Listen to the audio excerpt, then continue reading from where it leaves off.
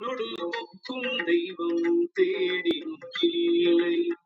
அவனோடு ஒப்பார் இங்கு யாவரும் இல்லை. புவனம் கடந்தன்று உன்னொடி மின்னும் கவனச்சடை மூடி தாமரையானே.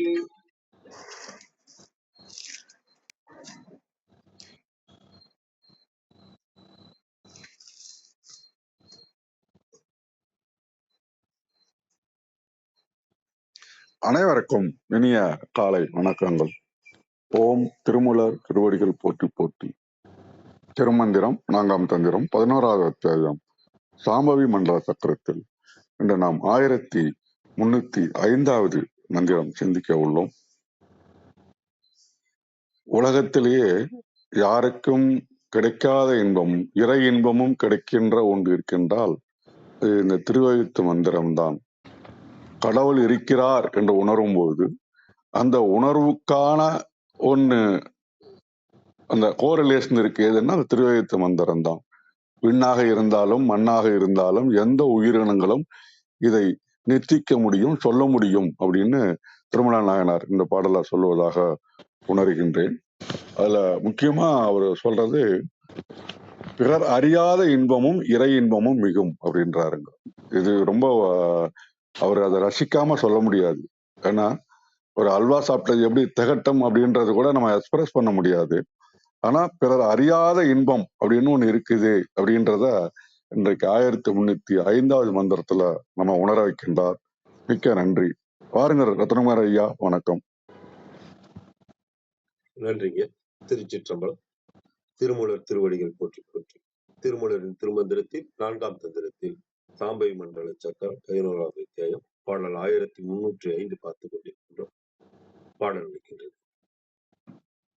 ஆரும் உரை செய்யலாம் அஞ்செழுத்தாலே யாரும் அறியாத ஆனந்த ரூபமா பாரும் வீசும்பும் பகலும் மதியதி ஊனும் உயிரும் உணர்வதுவாமே. ஆரும் உரை செய்யலாம் அஞ்செழுத்தாலே யாரும் அறியாத ஆனந்த ரூபமா பாரும் விசும்பும் பகலும் மதியதில் ஊனும் உயிரும் உணர்வதுமாமே. இதன் விளக்கமாக சரவண தலத்திலிருந்து சாம்பவி மண்டல சக்கரத்தில் உள்ள மந்திரமாகிய சிவாய நம என்னும் 5 எழுத்துக்களை யாரும் அசபையாக உச்சரிக்கலாம். அதை முறைப்படி உச்சரித்து சாதகம் செய்பவர்களுக்கு யாராலும் எளிதில் அறிந்து கொள்ள முடியாத பேரின்ப உருவமாக இருக்கின்ற சாம்பவி மண்டல சக்கரத்தை அறிந்து கொள்ளலாம். அதை அறிந்து கொண்ட சாதகர்களுக்கு உலகமாகவும் ஆகாயமாகவும் சூரியனாகவும் சந்திரனாகவும் பாடல் 1302 உள்ளபடி பொன் போன்ற உடலாகவும் உயிராகவும் உணர்வாகவும் அந்த சாம்பவி மண்டல சக்கரத்தின் பேரின்ப உருவமே இருக்கின்றது அப்படின்னு சரவணையாத்துல கொடுத்திருக்கிறாங்க. இன்னொரு இதுல தேவரம்.org இருக்கிறதை படிச்சிடுறேன். மண்ணும் விண்ணுமாகிய எல்லா இடத்திலும் பகலும் இரவுமாகிய எல்லா காலத்திலும் வாழ்தலையுடைய எல்லா உயிரும் அவற்றின் உணர்வுமாய் இருப்பது திருவைந்தெழுத்து. அதனால் எதனை வேண்டுவோரும் அந்த மந்திரத்தை ஓதலாம். ஓதுவதால் உலகில் பிறர் அறிந்திராத விஷய இன்பமும் இறை இன்பமும் மிகவும் உளவாம். இதன் குறிப்புரையாக 3ஆம் அடி முதலாக தொடங்கி உரைக்க அஞ்செழுத்து என்பது தாப்பிசையாய் இடை நின்றது. ஆனந்த ரூபம் இன்பமே உருவாம் நிலை. இன்பம் இருவகை இன்பத்திற்கும் பொதுவாய் நின்றது. மதியதில் என்பதிலும் தொகுக்கப்பட்ட எண்ணுமையை விரிக்க ஊர்தல் உலாவுதல் வாழ்தல். இதனால் மேலதனை முடிந்தது முடித்ததலாக கூறி அது வலியுறுத்தப்பட்டது. இம்மந்திரத்தின் பின் முன்பு ஆதார ஆதேயம் எனும் அதிகாரத்துள் போந்த உணர்ந்தெழு மந்திரம் எனும் மந்திரம் சிறிது வேறுபட பதிப்புகளில் காணப்படுதல் மிகையாகும். இது தேவரம்.org குறிப்புரையா கொடுத்திருக்கிறாங்க. இந்த சாம்பவி மண்டல சக்கரத்தோட இதுலயே நமச்சிவாய மந்திரம் நமச்சிவாயங்களான 5 எழுத்து மந்திரத்தை சொல்லிட்டு வந்திருக்கிறாங்க. இது இத பத்தி இத நாம பார்த்துட்டு இருக்கும்போது, இத பத்தி ஏற்கனவே சரவணன் ஐயா ஒரு தடவ இதுக்கு முன்னாடி நாம இத பத்தி பார்த்திருந்தோம். அ இந்த நமச்சிவாய மந்திரத்த பத்தி. அத பத்தி அவர் குறிப்பிட்டு சொல்லியிருக்கிறாரு. அந்த சிவாய நமவோ அல்லது நமச்சிவாயவோ, நம்ம சாதாரணமா நமச்சிவாயன்னு சொல்லாம, ஒவ்வொரு எழுத்துக்கும் எவ்வளவு மாத்திரை வேணும், எவ்வளவு பொறுமையா அத சொல்லணும். சொல்லும்போது ஒவ்வொருத்தருக்கும் ஒவ்வொரு சிலருக்கு நாங்கிற இடத்துலயோ, சிலருக்கு மாங்கிற இடத்துலயோ, சிலருக்கு சீங்கிற எழுத்துலயோ, சிலருக்கு வாங்குற எழுத்துலயோ, அல்ல சிலருக்கு யாங்கிற எழுத்துலயோ, சில உணர்வுகள் உண்டாகும். ஒவ்வொருத்தருக்கும் ஒவ்வொரு மாரி இருக்கும் அப்படின்னு இத பத்தி விரிவா பேசியிருக்காரு. அது எந்த தலைப்புல அது வந்ததுன்னு தெரியல. ஆனா சிறிது நாட்களுக்கு முன்னாடி நாம பேசிப்போம். அந்த ஞாபகம் மட்டும் இருக்கு. அ குறிப்பாக சொன்னேன் அவ்வளவுதான். ஆமா கௌரி அம்மா வணக்கம்மா வாருங்க. நன்றிங்க ஐயா. ரொம்ப அருமையான விளக்கம். 2 பேருமே ரொம்ப அருமையா குடுத்தீங்க. ரொம்ப நன்றிங்க ஐயா 2 பேருக்கும். அனைவருக்கும் அன்பு வணக்கம். ஓம் நந்தியம்பெருமான் திருவடி போற்றி. ஓம் திருமூலர் திருவடி போற்றி. ஓம் நம சிவாய. இன்னைக்கான மந்திரம் 1305. ஆறும் உரை செய்யலாம் 5 எழுத்தாலே, யாரும் அறியாத வானந்த ரூபமாம், பாரும் விசும்பும் பகலும் மதியதி, ஊனும் உயிரும் உணர்வது வாமே. இதுக்கான commentary. Sambhavi mantra can be chanted by anyone. No initiation is necessary. This mantra, informed by the Panchakshara, confers bliss and pure consciousness.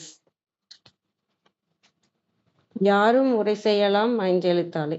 இந்த சிவாய நம வந்து உரை செய்யலாம் அப்படின்னா ஜபம் செய்யலாம்.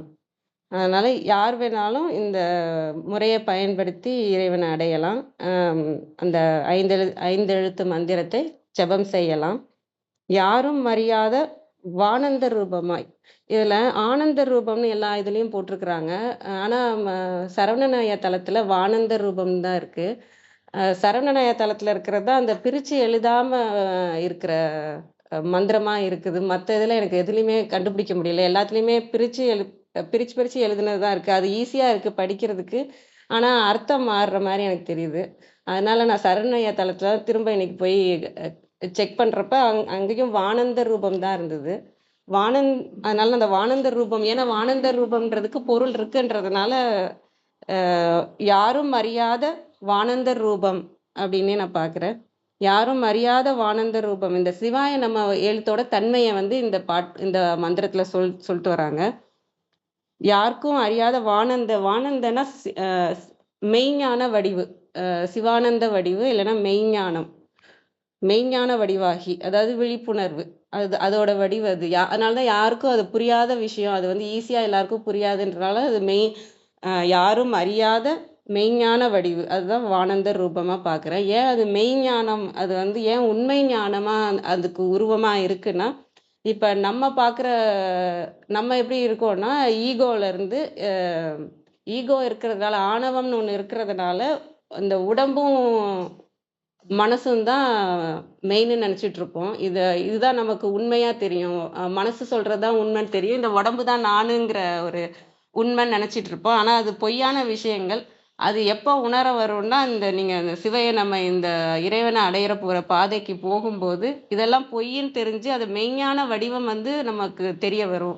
அந்த மெய்ஞான வடிவம் எதுன்னா, நமக்கு அந்த விழிப்பு நிலை வந்து நிறைய நல்ல விரிவடைஞ்சு இருக்கும்போது அதோட உண்மையான வடிவம் வந்து நமக்கு தெரியும். இப்ப இருக்கிறது வந்து நம்ம ஆணவத்தோட பார்க்குற வடிவம் வந்து பொய்யான வடிவம் தான். நம்ம உருவமாகட்டும், நம்ம மனசாகட்டும், அது பொய்யான வடிவம்ங்கிறது புரிய வருங்கிறதுனால அந்த வானந்த ரூபம் வந்து மெய்ஞான வடிவமா தான் பார்க்குறேன்.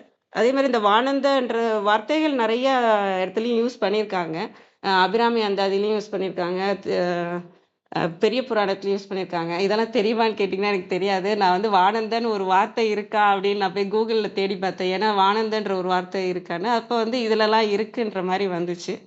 அதனால அந்த வார்த்தையை வச்சுக்கிறேன். பாரும் விசும்பும் பகலும் மதியதி. பாரும்னா நம்ம பூமி, விசும்பும்னா இது தேவலோகம், நம்ம பூமியை விட்டு மற்ற லோகங்கள். பகலும் மதியதி. பகல் சூரியன் சந்திரன் பகலும் மதி. யதினா தேவர்கள்னு போட்டிருந்தது. யதினா ஒரு தேவர் கூட்டத்தையும் யதின்னு சொல்றாங்க. இன்னொரு இதுல வந்து யதிக்கு அர்த்தம் வந்து துறவை மேற்கொண்டு முனிவராகி பிரம்மனுக்கு சமமாக உயர்ந்தவர்கள், தேவர்கள் நிலையை அடைந்தவர்கள் வந்து யதின்ற அர்த்தம் போட்டிருந்தாங்க. ஆக இதுல என்னன்னா எல்லாமே நம்மளை தாண்டி இருக்கிற அனைத்து விஷயங்களாகட்டும், அதுக்கப்புறம் நம்ம உடம்பு உயிர் இது அனைத்தையுமே உணர்வது ஆமே. இத்தனையும் நம்மளால உணர முடிகிற ஆற்றலை கொடுக்கறது வந்து இந்த 5 எழுத்து மந்திரம் அப்படின்றது தான் இந்த இதில் நான் பார்க்குறேன். அனைவருக்கும் நன்றி. வாங்க ஐயா. பிரணவன் ஐயா வாங்க ஐயா. வணக்கம் ஐயா. அது யாரும் இல்லையா? எனக்கு தெரியலங்க. இருக்காங்களா? அவங்கள கூப்பிடுங்க. வாங்கம்மா கிருத்திகாமா. கிருத்திகா தான் என்னுடைய தெளிவுக்காகவும் ஒரு தடவை படிப்பாங்க. நன்றி ஐயா. அனைவருக்கும் இனிய காலை வணக்கம். இன்றைய மந்திரம் வந்து கௌரியம்மா வாசித்த பொருள் உரைக்க கேட்டோம். ஆனாலும் என்னுடைய தெளிவுக்காக ஒரு முறை வாசிச்சுக்கிறேன். 6 முறை செய்யலாம் அஞ்செழுத்தாலே அப்படின்னு சொல்றாங்க. 2வது வரி வந்து யாரும் அறியாத ஆனந்த ரூபமாம் பாரும் விசும்பும் பகலும் மதி யாதி. அந்த இடத்துல யாதி அடுத்தாப்புல ஊனும் உயிரும் உணர்வதுவாமே அப்படின்னு சொல்றாங்க. சோ 6 முறை செய்யலாம் அஞ்செழுத்தாலே யாரும் அறியாத ஆனந்த ரூபமாம் பாரும் விசும்பும் பகலும் மதி ஆதி ஊனும் உயிரும் உணர்வதுவாமே அப்படின்னு சொல்றாங்க.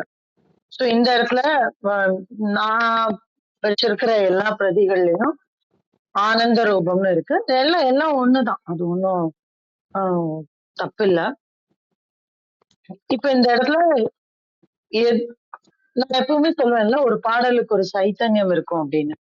அந்த மாதிரி இந்த பாடலினுடைய சைத்தன்யம், அதாவது எதை சொல்ல வருது அப்படின்னா, அந்த கடைசி வரியும் அதற்கு முன்னால் இருக்கக்கூடிய வரியில் இருக்கக்கூடிய ஒரு எழுத்து, ஒரு சொல் ஆதி அப்படின்னு சொல்லுவாங்க. மதி ஆதி அப்படின்னு, அதான் மதி அப்படின்னு பிரிச்சுட்டு ஆதி அப்படின்னு நம்ம பிரிக்க வேண்டியிருக்கு. அப்ப ஆதி ஊனும் உயிரும் உணர்வதுவாமே அப்படி, அதுதான் ஆதினா முதலில் இருந்து. அப்போ வந்து இது நம்ம ஏற்கனவே சைவசித்தாந்தம் சொல்லக்கூடிய ஒரு விஷயம்தான். என்ன அப்படின்னாக்கா, பதி பசு பாசம் 3மே அனாதி இல்லைங்களா? அப்ப அனாதி, அந்த ஆதியாக இருக்கக்கூடிய அந்த ஆதியில இருந்து வருது அப்படின்னு சொல்லுவாங்கல்ல. அப்ப தோன்றியது, முன் தோன்றியது, எவ்வளவோ வருடங்கள், எவ்வளவோ காலங்களுக்கு முன் இந்த உலகம், இந்த பிரபஞ்சம் பால்வெளி தோன்றும் பொழுது தோன்றியதுதான் இந்த 3மே. பதி பசு பாசம் எல்லாமே அனாதிதான். அதே மாதிரி இந்த இடத்துல சொல்றாங்க ஆதி ஊனும் உயிரும் உணர்வது ஆம். அப்ப அந்த அந்த அந்த எது நிற்கிறது, அந்த 3மாக எது நிற்கிறது? இதுதான் நிற்கிறது. எது? யாரும் அறியாத ஆனந்த ரூபம் அது. அப்ப அந்த அந்த யாரோ ஒருத்தர் பார்த்துட்டாங்கன்னா சொல்லிடலாம். இப்போ விஷ்ணுவும் திருமாலும் பிரம்மனும் வந்து என்ன பண்ணாங்கன்னா, அடிமுடி காண போறேன்னு கிளம்புனாங்க இல்லைங்களா? இப்ப நான் பார்த்துட்டேன், நீ பார்த்துட்ட, நீ பார்த்துட்ட, நான் பார்த்துட்டேன், இதெல்லாம் வந்தது. அப்புறம் அங்கிருந்து தாழம்பு வந்தது. எங்க இருந்து? இறையம்பெருமானுடைய தலையிலிருந்து தாழம்பு கீழே வந்தது. அப்போ அது சொல்லிட்டு, நான் வந்து அவரோட தலையில இருந்து கீழே விழறேன், அந்த தலை இப்படி இருந்தது அப்படின்னு சொல்ல போய் இவர் வந்து சொல்ல முடிஞ்சது, நான் தலையை பார்த்துட்டேன் அப்படின்னு. ஆனா இந்த இடத்துல அப்படிலாம் எதுவுமே இல்ல. யாராவது ஒருத்தர் பார்த்திருக்கணும்ல. இப்ப நான் பார்த்தேன் அப்படின்னா, ஆமா நான் பார்த்தேன், அந்த பூ நீளமா இருந்தது, வெள்ளையா இருந்தது, சிகப்பா இருந்தது. ஒண்ணு இன்னொருத்தர் சொல்லலாம், அது நீளமா இருந்தது, பெருசா இருந்தது. நம்ம நீளம் சொல்லியிருப்போம், அவங்க நீளமா பெருசா இப்படி நிறைய விஷயங்கள் சொல்லுவாங்க. அப்ப அந்த மாதிரி இந்த இடத்துல யாருமே சொல்ல முடியாது. அதனாலதான் சொல்றாரு யாரும் அறியாத ஆனந்த ரூபம். அவங்களுக்குதான் புரியும் அது. அது வாயில இருந்து வெளியில வந்துருச்சுன்னா என்ன நடக்கும் அப்படின்னா, அதுக்கு கண்ணு காது மூக்கு வெள்ளைக்காக்கா மாதிரி ஆயிடும். அப்போ அவர்கள் உணர்ந்து ஆனந்தமாக அறியக்கூடியது. நான் ஒரு 2 நாள் முன்னாடி நான் சொன்னேன்னு நினைக்கிறேன். இந்த 5 கோஷங்கள்லயும் நம்மளுடைய உணர்வு நிலைகள் மாறும். அந்த இந்த சாம்பவிய மண்டலத்துல வந்து நம்ம திகழும் பொழுது, தியானிக்கும் பொழுது. அப்ப இந்த இடத்துல ஒரு ஆனந்தம் அப்படின்னா அதுதான் அந்த ஆனந்த ரூபம். அந்த ஆனந்த ரூபத்தை நம்ம தெரிஞ்சுக்கணும்னா நம்ம எங்க போகணும்? அந்த ஆனந்தமய கோஷத்துக்கு போகணும். இந்த விஞ்ஞானமயம், மனோமயம், பிராணமயம், அன்னமயம் அதெல்லாம் தாண்டி நம்ம அந்த ஆனந்தமயத்துக்கு போகணும். நம்ம ஒருத்தரை பார்க்கணும்னா நம்ம அந்த இடத்துக்கு போனாதான் முடியும் இல்லைங்களா? இப்ப ஏதோ ஒண்ணு புதுப்பின்னார பார்க்கணும் அப்படின்னாக்கா நம்ம அது இருக்கிற ஊருக்கு போகணும். அப்பதான் நம்மளால புரிஞ்சுக்க முடியும். அது இங்க போட்டோல பார்த்தாலாம் தெரியாது. அது கை கடக்கமா இருந்துரும். ஆனா நம்ம பக்கத்துல போகணும். போய் தடவி பார்த்துட்டு, ஓ இது இவ்வளவு பெருசா இருக்கா அப்படின்னு பேசணும். அப்ப புரிஞ்சுக்கணும். அப்பதான் நம்மளால புரிஞ்சுக்க முடியும். அப்ப அந்த மாதிரி யாரும் அறியாத ஆனந்த ரூபத்தை எப்படி இருக்கு? அது எங்க தொடங்கினது? ஆதி ஊனும் உயிரும் உணர்வுமாக இருந்தது. ஆனந்த ரூபமாக விளங்குகிறது. அந்த அது அது எப்படி இருக்கிறது அப்படின்னாக்க பாரும் விசும்பும் பகலும் மதியுமாக. அப்ப பாருன்னா நமக்கு தெரியும் பூமி, விசும்புன்னா நமக்கு தெரியும். அந்த பாரும் ஆகாயமாகும். பாராகவும் இருக்கிறது, ஆகாயமாகவும் இருக்கிறது, பகலாகவும் இருக்கிறது, பகலை விளங்கக்கூடிய மதியாகவும் இருக்குது. அப்ப நீங்க மதினா என்னது அப்படின்னா சந்திரமண்டலம். பகல்னா சூரியன். இது 2 விதமா புரிஞ்சுக்கலாம். சூரிய சந்திரராகவும் அதுதான் இருக்கிறது, பூமியாகவும் ஆகாயமாகவும் அதுதான் இருக்கிறது. இது வந்து ஒரு புரிதல். இன்னொரு புரிதல் என்ன? பகலும் விசும்பும் பாரும் விசும்பும் எப்பவுமே விசிபிள் தெரியும், எப்பவும் தெரியும். நம்ம கீழே குனிஞ்சு பார்த்தா அது இரவானாலும் சரி பகலானாலும் சரி, கீழே குனிஞ்சு பார்த்தா பூமி தெரியும், மேல நிமிர்ந்து பார்த்தா ஆகாசம் தெரியும், கண்டிப்பா தெரியும். ஆனால் சூரியனும் சந்திரனும் இரவுல சூரியன் தெரிய மாட்டாரு, பகல்ல வந்து சந்திரன் தெரிய மாட்டாரு. ஆனால் அவங்க இருக்காங்க, எப்பவுமே இருக்காங்க இல்லைங்களா? நமக்கு வந்து அந்த பூமியினுடைய சுழற்சினால பார்க்க முடியல. ஏன்னா நம்ம பார்க்க முடியாத சந்திரனை இந்நேரம் இப்ப நம்ம சூரியன் பார்த்துட்டு இருக்கோம், நம்மளுடைய அதர் பகுதியில இருக்கக்கூடியவங்க யூஎஸ் மாதிரி இடத்துல இருக்கிறவங்க சந்திரன் பார்த்துட்டு இருப்பாங்க. சோ அது இல்லாம இல்ல, இருந்துகிட்டேதான் இருக்கு. ஆனா நம்ம பார்க்க முடியல. ஆனா அதுக்காக அது இல்லைன்னு ஆகாது. அதேதான் இந்த இடத்துல. சோ அவர் இருப்பாகவும் இல்லாமையாகவும் இருக்கிறார். அதை சொல்றதுக்காக தான் இந்த இடம் வந்திருக்கிறதா நான் புரிஞ்சுக்கிறேன். பாரும் விசும்பும் பகலும் மதியுமாக அவர் இருக்கிறார். அப்படி இருக்கிறதுனாலேயே அவர் ஆதி ஊனும் உயிரும் உணர்வதுமாக இருக்கிறார். அவர் யாரும் அறியாத ஆனந்த ரூபமாக இருக்கிறார். அப்படிப்பட்டவங்களை யாரும் உரை செய்யலாம் அஞ்சு எழுத்தால. இந்த உரை செய்தல் அப்படின்னா என்ன அப்படின்னாக்க, நம்ம வந்து நம்ம ஜெபிக்கிறது ஒண்ணு, அத சொன்னாலும் அதை இவ்வளவு விஷயத்த புரிஞ்சுக்க முடியும் அப்படிங்கிறது ஒண்ணு. உரைங்கிறது வந்து பொருள் சொல்ற மாதிரி, விளக்கம் கொடுக்கிற மாதிரி, அதுதான் உரை. இப்ப நம்ம பாக்குறதெல்லாம் உரைகள் தான். அப்போ அதை இத்தனை விஷயத்த நம்ம எத்தனை 3 வரியில சொன்னாரு. என்ன சொன்னாரு? அவர் ஆதி ஊனும் உயிருமாக உணர்வுமாக இருக்கிறார் அப்படின்னா, இந்த இடத்துல ஊனும் உயிரும் அப்படின்னா, ஊன்னா நம்ம இந்த பசுன்னு எடுத்துக்கலாம். இல்ல நம்ம உடலுக்குள்ள பார்க்கும்போது ஊன்னுன்னா இந்த சதை, இந்த உடல் அப்படின்னு எடுத்துக்கலாம். உயிரும் அப்படின்னாக்க அந்த இறையம் பெருமானா எடுத்துக்கலாம், பதியாக எடுத்துக்கொள்ளலாம். உணர்வு அப்படின்னாக்கா அந்த இடத்துல பாசமாக எடுத்துக்கொள்ளலாம், நமக்குள்ளே எழும்பக்கூடிய எண்ண அலைகள் எடுத்துக்கலாம். உள்ளும் புறமுமாக இதெல்லாம் நம்ம இந்த இடத்துல கடந்து வந்திருப்போம், பார்த்திருப்போம். சோ இப்படி இருக்கக்கூடியதை, இப்படி பலவிதமாக உரை செய்யக்கூடியதை, பொருள் கொள்ளக்கூடியதை, இருப்புமாகவும் இல்லாமையுமாகவும் இருப்பதை யாராலையும் எளிதாக அறிந்து கொள்ள முடியாத ஆனந்த ரூபம் இல்ல, யாரும் அறியாத ஆனந்த ரூபம். அப்போ அந்த இடத்துல அவங்கதான் அறிந்து கொள்ள முடியும், அதை வெளியில சொல்லிட முடியாது. இப்ப எனக்கு தெரியும்னு எப்படி உங்களுக்கு தெரியும் அப்படின்னா, நான் சொன்னாதான் அவங்களுக்கு தெரியும். இந்த திருமந்திரத்தை நான் வாசிச்சிருக்கேன்னு நான் சொன்னாதான் அவங்களுக்கு புரியும். இல்ல நான் வாசிக்கலன்னா ஓய்வுக்கு திருமந்திரம் தெரியாதுன்னு நம்ம நினைச்சுப்போம். அப்போ ஆனா இந்த பேரானந்த ரூபத்தை நம்ம உள்ள போக போக வெளியில சொல்ல முடியாது. கண்டவர் வெண்டிலைன்னு சொன்னதெல்லாம் இதுதான், நம்ம பார்த்த மாதிரியே சொல்லிட முடியாது.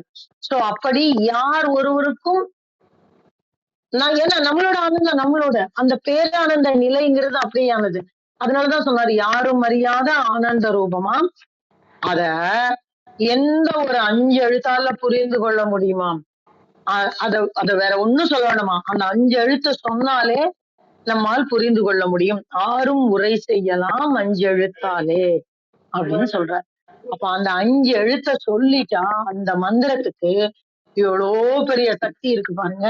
நம்மளால ரொம்ப எளிதா அந்த மந்திரத்தை கடந்து போக முடியாது. உடனே தோணும். அந்த 5 எழுத்த பார்த்த உடனே நமக்கு தெரியும் இது எத்தகையது, எங்கனமுடையது, எங்கு தோன்றியது, எப்படி தோன்றியது, இதை யாருக்காவது உரை செஞ்சிருக்காங்களா, யாராவது அனுபவிச்சிருக்காங்களா, எல்லாம் தெரிஞ்சிடும் அப்படின்னு சொல்லி அந்த 5 எழுத்தின் பிரபாவத்தை 5 எழுத்தின் வியாப்தியை இந்த இடத்துல சொல்றதா நான் புரிஞ்சுக்கிறேன்.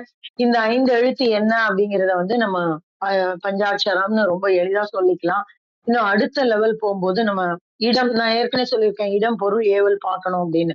அப்ப இந்த 4ஆம் தந்திரத்துல பார்க்கிறோம், தேவியினுடைய மகிமையை பார்க்கிறோம், சாம்பவி மந்திரத்தை பார்க்கிறோம், சாம்பவி மண்டலத்தை பார்க்கிறோம், மந்திரத்தோட மண்டலத்தை பார்க்கிறோம்.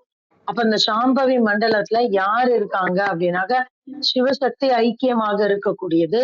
அப்போ இந்த பஞ்சாட்சரத்திலும் சிவசக்தி ஐக்கியம் இருக்கிறது. இன்னும் தேவியினுடைய ரூபமாக அந்த முழுமையாக இருக்கக்கூடிய பஞ்சாட்சரமா இருக்கு. அது அடுத்த பாடல்ல திருமூலர் நமக்கு சொல்லி தரப்படுறாரு. ரொம்ப அற்புதமான பகுதி ஆரம்பிக்க போகுது.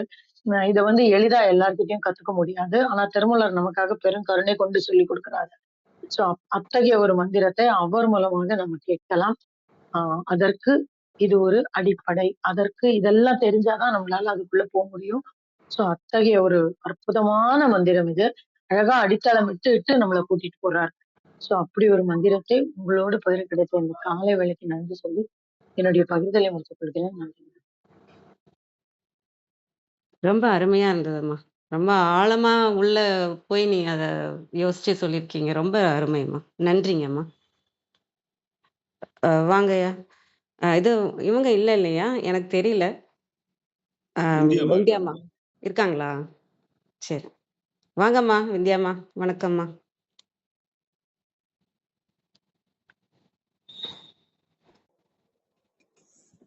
அனைவருக்கும் வணக்கம். ஓம் சிவசக்தி போற்றி, ஓம் திருமூலரே போற்றி. 1305வது திருமந்திரம். விண்ணாகி மண்ணாகி விரிந்த மந்திரம். திருமந்திரம். ஆறும் உரை செய்யலாம் 5 எழுத்தாலே, யாரும் அறியாத ஆனந்த ரூபமாம், பாரும் விசும்பும் பகலும் மதியாதி, ஊனும் உயிரும் உணர்வது பாமே. அருமையான திருமந்திரம். பொருள்: எவர் வேண்டுமானாலும் 5 எழுத்து ஓதி சாம்பவி சக்கரத்தை வணங்கி வழிபட்டு மந்திரம் செபிக்கலாம். இதனால் எவருக்கும் கிட்டாத, வேறு எவரும் அறியாத அழகிய உடம்பு அமையப்பெறும்.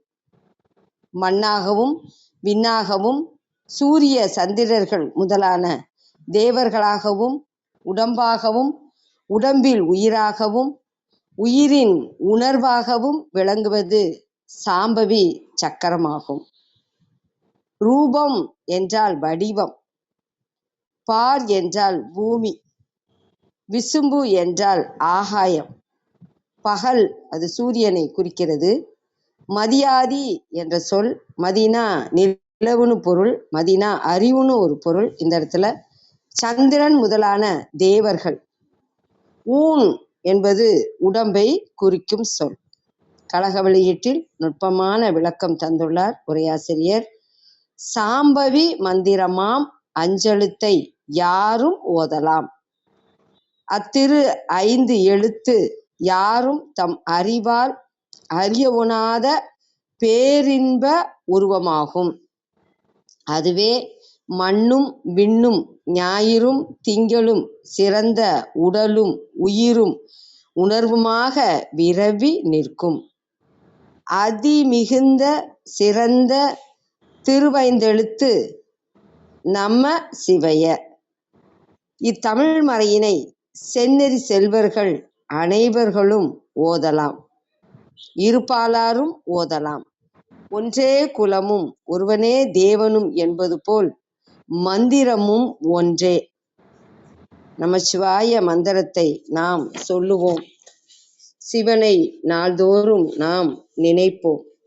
அதைத்தான் அருமையா திருநாவுக்கரசர் ஒரு பாடல்ல பதிவிட்டுள்ளார். நமச்சிவாயவே ஞானமும் கல்வியும், நமச்சிவாயவே நானறி விச்சையும், நமச்சிவாயவே நான் நவின்று ஏத்துமே, நமச்சிவாயவே நன்னெறி காட்டுமே.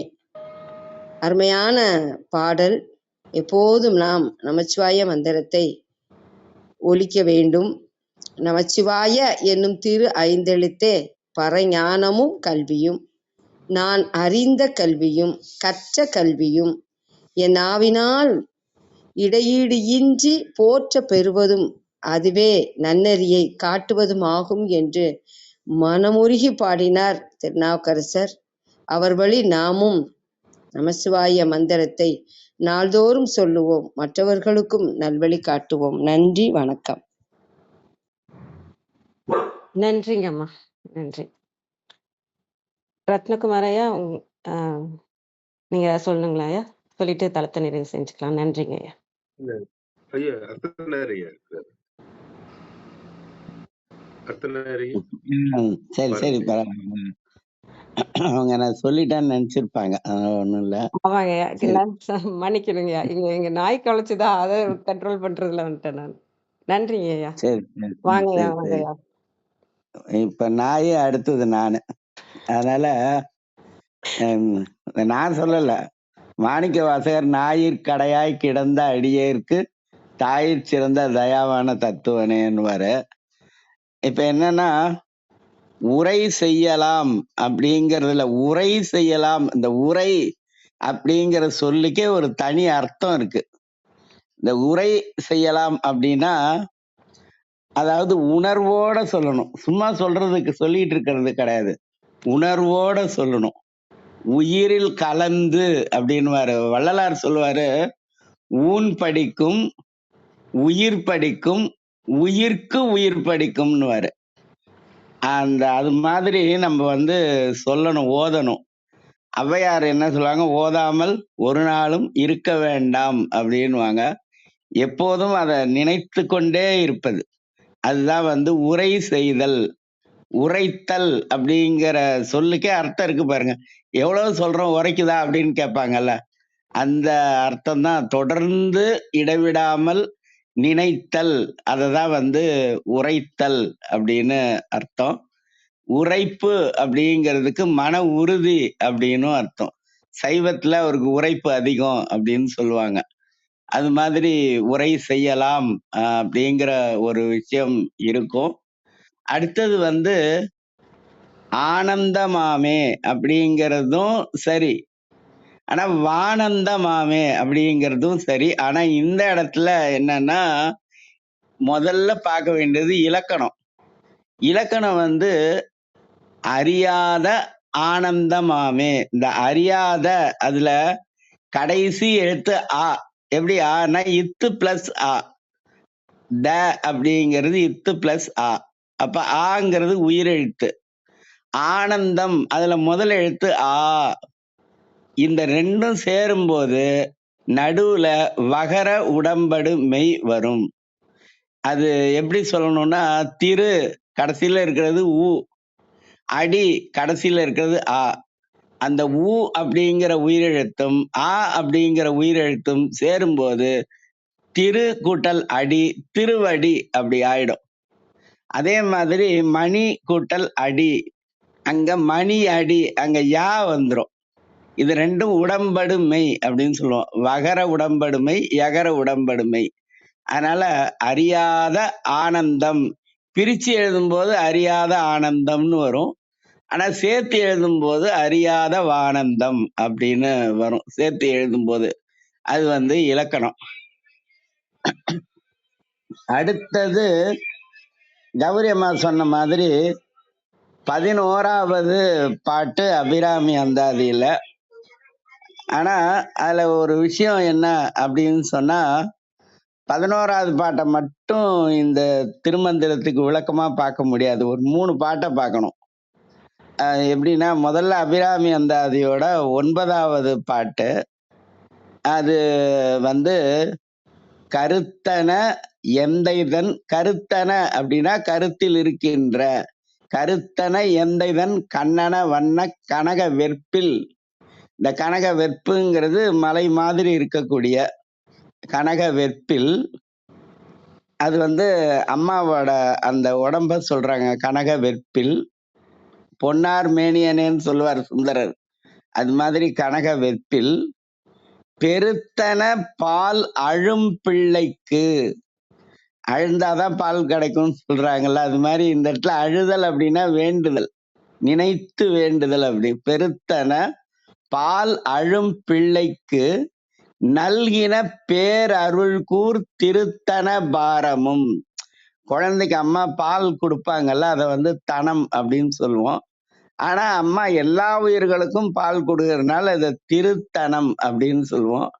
அது பால் அப்படிங்கிறது இந்த இடத்துல அருள் அப்படிங்கிறத குறிக்கும். திருப்பாவையில கூட 3வது பாசுரத்துல வாங்க குடம் நிறைக்கும் வள்ளல் பெரும்பட்டுகள்னு. அதனால வந்து அந்த பால் அப்படிங்கிறது இந்த இடத்துல வந்து குருவினிடத்திலிருந்து பெறக்கூடிய அருளை குறிக்கக்கூடிய ஒரு விஷயம். அதனால பெருத்தன பால் அழும் பிள்ளைக்கு நல்கின பேரருள்கூர் திருத்தன பாரமும் ஆரமும் செங்கை சிலையும் அம்பும் முருத்தன மூரலும் நீயும் அம்மே என் முன் நிற்கவே, வந்து என் முன் நிற்கவே அப்படின்னு சொல்லியிருப்பாரு. அப்ப அவங்க வந்து நின்னாச்சு அபிராமி பட்டருக்கு முன்னாடி. அப்ப அவரு சொல்றாரு, நீ நின்னுட்ட, ஆனா நான் நிக்க மட்டும் முடியாது, நின்றும் இருந்தும் கிடந்தும் நடந்தும் நினைப்பது உன்னை. என்ன பண்ணாலும் சரி, ஸ்டாண்டிங்ல இருந்தாலும் சரி, சிட்டிங்ல இருந்தாலும் சரி, அப்புறம் படுத்து இருந்தாலும் சரி, லே டவுன் அப்படி இருந்தாலும் சரி, வாக் பண்ணாலும் சரி, நினைப்பது உன்னை என்றும் வணங்குவது உன் மலர்த்தாள்.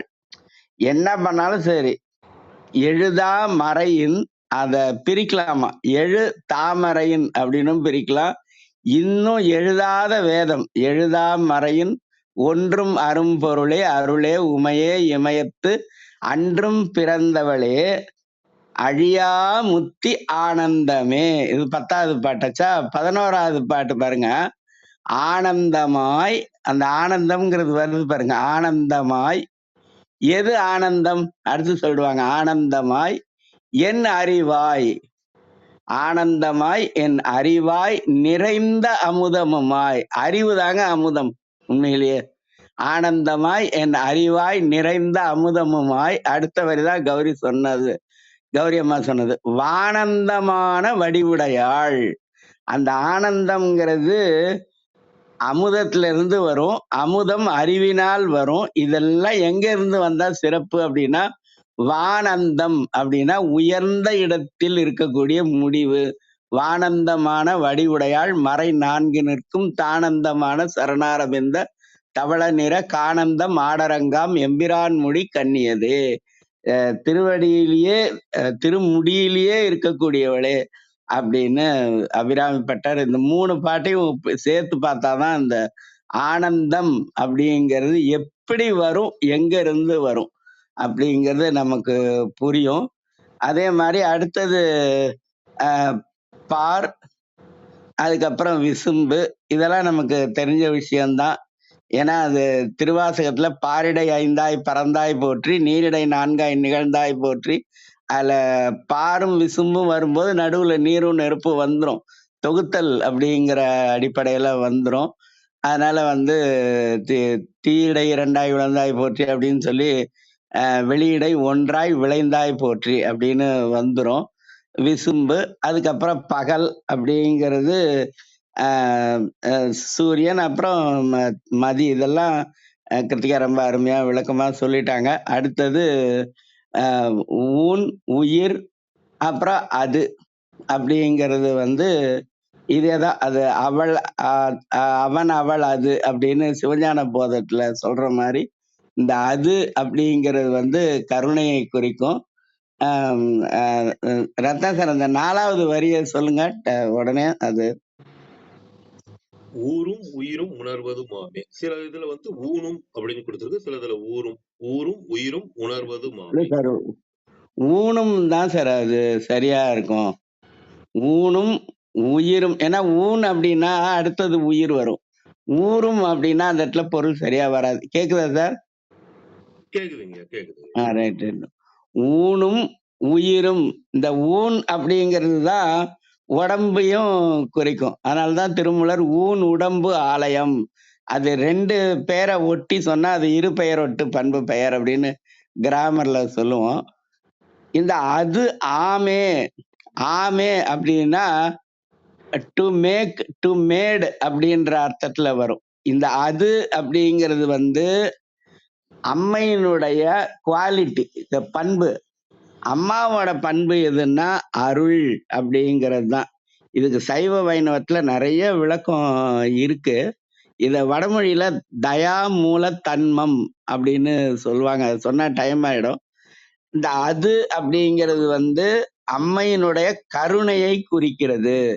ஆக அம்மையினுடைய இந்த அதுங்கிறத வந்து ஊனுக்கு பக்கத்துல கூட்டணும். ஊன் அதுவாமே, அப்புறம் உயிர் அதுவாமே, அப்புறம் உணர்வு அதுவாமே, அப்படி போட்டு பார்க்கும்போது இந்த ஊனும் கருணை தான், இந்த உயிரும் கருணை தான்.